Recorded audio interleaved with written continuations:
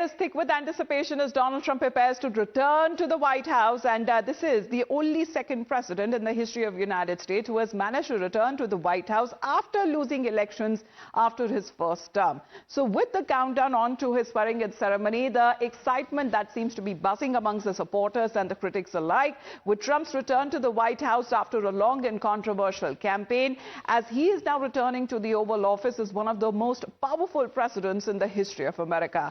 Trump returns to the seat of power with not just a win in the Electoral College, but also having won the popular vote, a feat that the Republican Party has not been able to achieve since 2004.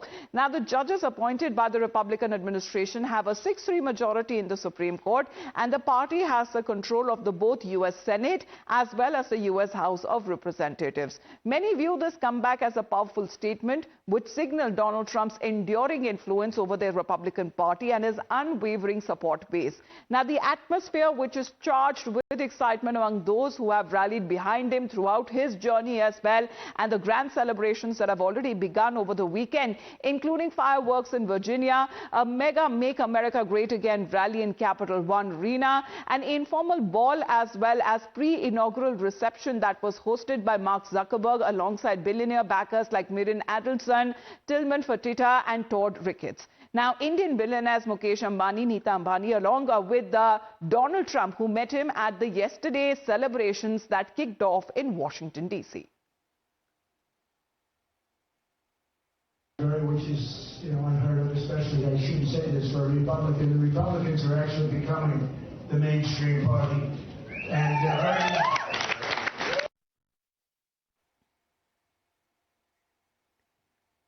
So this is where we are looking at the celebrations that have already begun, and come 20th of January, when it hits the United States of America and Washington, D.C., we are looking at even a stronger layer of security that has been put in and out as far as when it comes to the area in Washington, D.C., where the swearing-in ceremony that would be taking place of Donald Trump. And this is history in making, remains to be seen when it comes to the other leaders who would be expected to be a part of the swearing-in ceremony today. It is going to be breaking records as the air is already thick with anticipation when Donald Trump prepares to return to the White House with the First Lady, Melania Trump, that is also being said to be along with him, as Trump's big assertions are coming in just before the swearing-in ceremony, where he has vowed that he will end the war in Ukraine, says no World War III under my watch.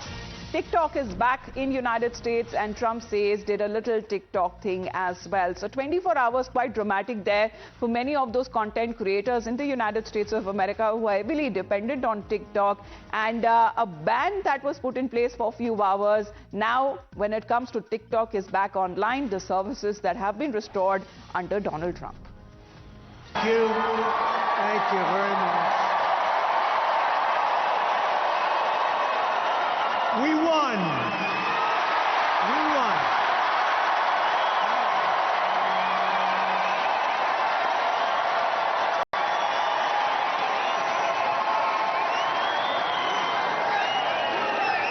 Thank you very much, everybody. What a good feeling. We like winning, don't we? We're going to make our country greater than ever before. Hello, Washington, and hello, America. We're all over America. I'm thrilled to be back with so many friends, supporters, and true American patriots on the eve of taking back our country. That's what we're going to do, take back our country. Tomorrow at noon, the curtain closes on 4 long years of American decline, and we begin a brand new day of American strength and prosperity, dignity and pride.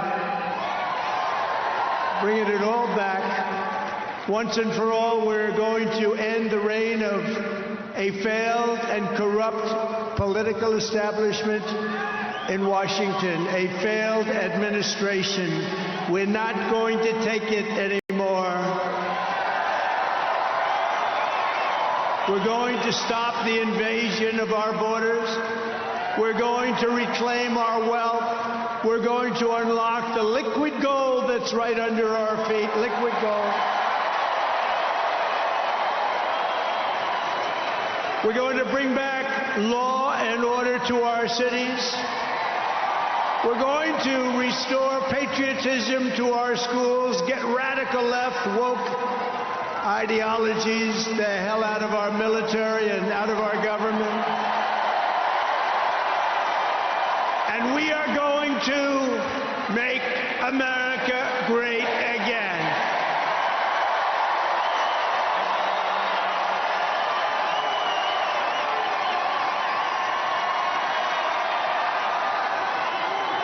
I want to thank the tens of thousands of incredible men and women who have come from all over the nation to take part in this very special. Well, let's get a word from Srinjoy, who's joining us live. Srinjoy, good morning. Well, it's still Sunday there in many parts of the United States of America, and they say wake up to the 20th of January already here in many parts of the world already. Today is the day when Donald Trump will be sworn in as the 47th American president. Yes, at least he will know what to do. Since he's been president before, he will know what to do and what not to do. That, of course, is a positive.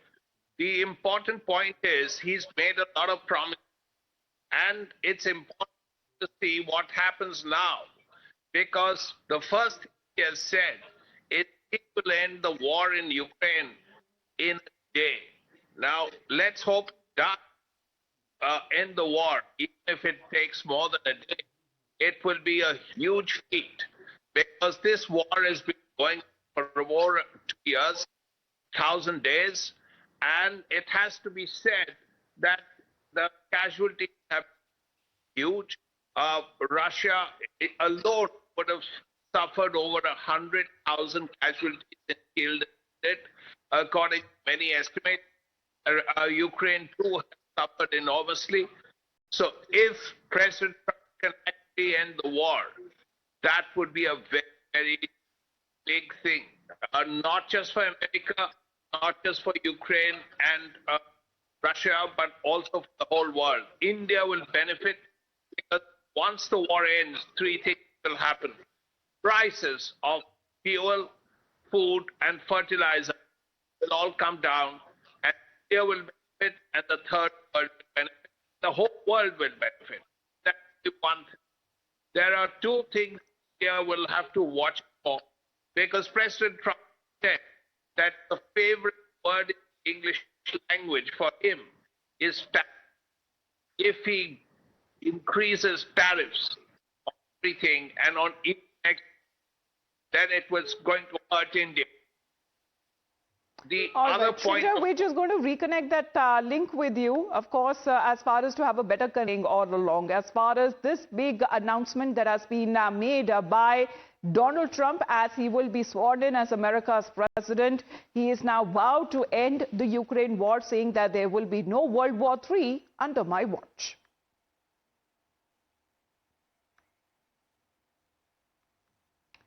So big assertion that has now been made just before the swearing-in ceremony as far as Donald Trump is concerned, and we have seen the hours that went before as far as the TikTok ban that came into effect. Let's in the meantime talk about how the services that have also been restored, and Donald Trump today, in fact, when it comes to EST or Eastern Standard Time in the United States, will be sworn in. Chairman of the Republican Party, and nobody ever said, oh gee, it's a family member. They actually said, how the hell did you get her to do it? And she did a phenomenal job. We had a minimum of cheating. We watched them like a hawk. Where is Laura? Where the hell is she? But she did some job. See, she wants to be nice and quiet. She's here someplace. Thank you, Laura. Thank you very much, hon. She's phenomenal. The job she did, and her son was up. Didn't they do a beautiful job? The son and the daughter. How many young kids know that one? They don't know that one. But her husband is somebody I'm very proud of. He's doing a great job. He's been subpoenaed more than any human being in history, I believe. Now, looking at the weather conditions there, of course, when it comes to the weather in the United States and Washington, D.C. in particular has been a little rough there. We are looking at temperatures which are going and falling to -degrees there. There has also been rain that has been reported. And because of that, we are looking at the ceremony that would be held at Capital One Arena in Washington, D.C. Will it break the previous records? That remains to be seen. However, the ceremony that has now been moved indoors owing to the rough weather conditions and moved inside due to intense cold weather. The temperatures are falling between -1 to -6 degrees. We are looking at then the forecast of -4.4 degrees and the low of -13. And when it comes to the winter chill, that has also been one of the factors. It's been raining there as well in Washington, D.C. So owing to the weather factor, when it comes to the swearing-in ceremony, that has been now moved indoors. And last, when the indoor ceremony was held was back in 1985. So we are looking at today's ceremony as well. That time it was Ronald Reagan who was the last president to take oath indoors. However, we will remember all of those pictures back and again when the presidents of the United States have been sworn in. You have seen people and people. It's a sea of humanity that is witnessed. An inauguration that will be taking place on Martin Luther King Jr. Day. And we are also looking at, as far as when it comes to only two other oath-taking has taken place on the same day. Obama himself, who took oath back in 2013 on Martin Luther King Jr. Day. And we are looking at other presidents like former President Bill Clinton, who took oath on Martin Luther King Jr. Day back in 1997. So we are looking at all of that ceremony today because of the rough weather conditions, the ceremony that has now been moved indoors. But this is not all. Let's talk about the who's who of the world who have now been invited to be a part of this grand swearing-in ceremony. Right from the tech giants who would be attending Trump's close friend Elon Musk, Meta founder Mark Zuckerberg, Apple CEO Tim Cook. We are also looking at Google CEO Sundar Pichai. And what will be interesting to watch is that the TikTok CEO will also be in attendance. Now, this is coming at a time when TikTok has gone dark in the US and all eyes are now on Trump, whether he will lift the ban, but already we are looking at the services being restored in the United States of America. Now, it is not just about the politics there, it is also about a cultural milestone as well. Trump's inauguration that will be marked by performances of the country musician and American Idol winner Carrie Underwood, as well as classical vocalist Christopher Macchio, who will sing the national anthem, announcing on X that his deep humility and gratitude for the invitation as the evening celebrations feature Jason Aldean, Village People at the Liberty Ball, Rascal Flatts at the Commander-in-Chief Ball, and Gavin DeGraw in the Starlight Ball as well.